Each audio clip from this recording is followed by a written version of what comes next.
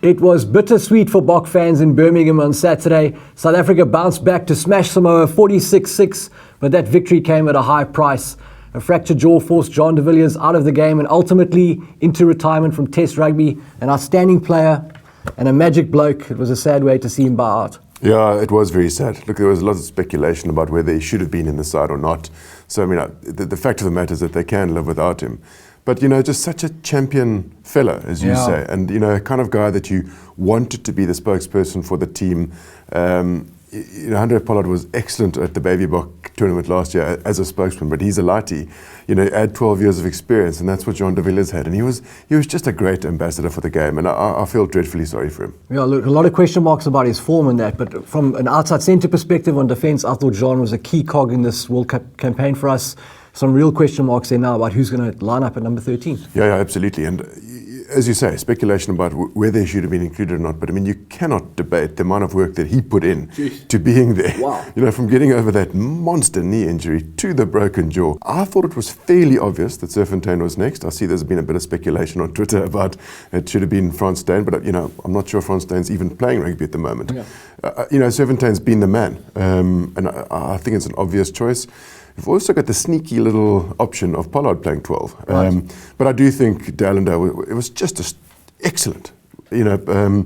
Some question marks around his defence, but he certainly put in the big tackles. And, de Allende and Kriel, I think, are the future for the Boks. And with Serfontein, look, he might jump the queue a little bit because Meyer is prone to that. Yeah. But I think de Allende and Kriel is the way forward, and that's what we should play with. Well, Joe Public agreed with you in terms of their ratings on the Vodacom website. I think Damien Dialendi got the highest rankings there, so everybody's on the same boat with you. Indeed. It's a fun thing to play with. So we've got Corne Krieger, Rob Lowe, Brayton Paulser, and myself, jeepers, so-called experts. And it was fun to see the ratings, and you can go in there into the site and you can compare the ratings. But I see, so de Allende was the main oak. Rob Lowe gave him 10 out of 10. Wow. But Corne gave Fourie 10 out of 10. Yeah, I thought he was superb. Yeah, both of them were excellent. Yeah. The poor man who sucks Hinted, who had a really horrible day at the office, was my mate, Yanni du Plessis. 6.8 was he got from Corne, 7 from Brayton, which is, it's quite magnanimous. I'm afraid I gave the poor man a 4. When he went down with that knee injury and then got back up, I think there was a groan. South Africa groaned. So, you speak of stalwarts. Yeah, he really is that. He's coming for some unfair heat, I think. Yeah. And, he did have an off day at the office. He actually isn't that good without Bismarck next to him, which is a bit of a worry because Strauss was fantastic on the day. Matfield owned the line-out, but, a lot of the credit must go to Strauss. So I still think Yanni can do a job. It was just amazing to have.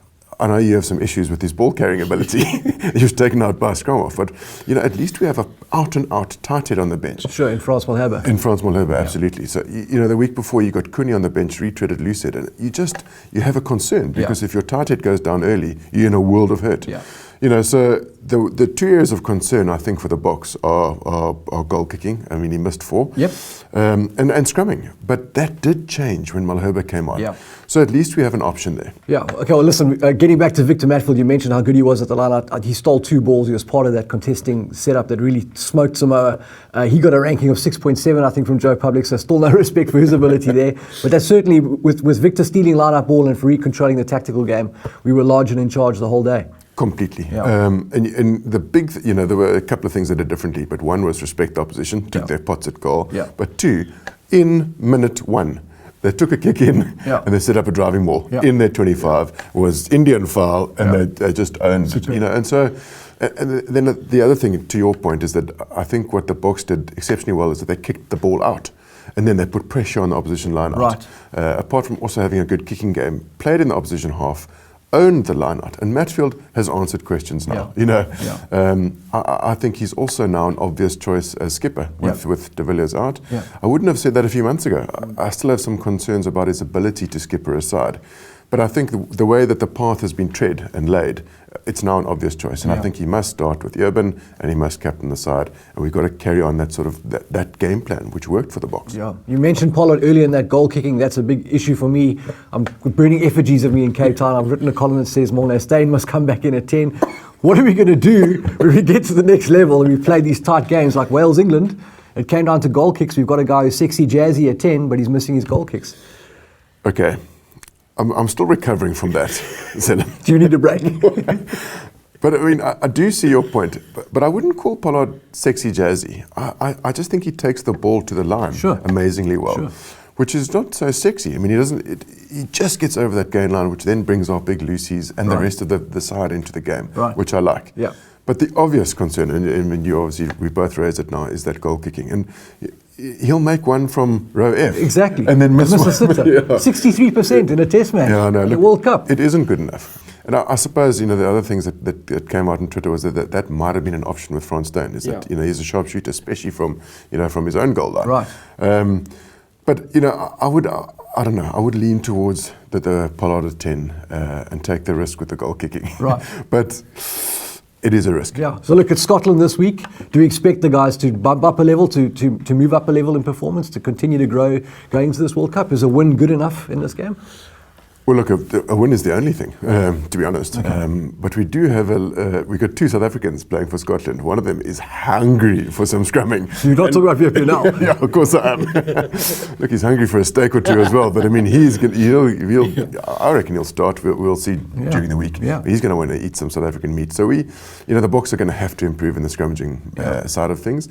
And then Josh Strauss is also going to be keen to take on our Lucy's. They are a very limited side. I mean, you saw on Sunday in that first half against America, they didn't look anything special. Yep. So I think the Boks will be able to handle that. But I do think, sadly, they're just going to have to into the rolling maul, the driving maul, kick for possession, and play more direct game. A direct game, and that should be enough to get past Scotland. Yeah, that game will be on the undercard, I suppose. England-Australia is the big game of the weekend, ref by our man Romain Poit.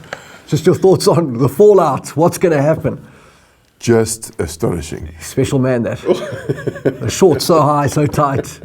Rhymes with twat for a reason, eh? No, but I mean, go back to that England game. I see, there's been a little bit of praise, a very small amount for Robson, for Rob Shaw, for going for it.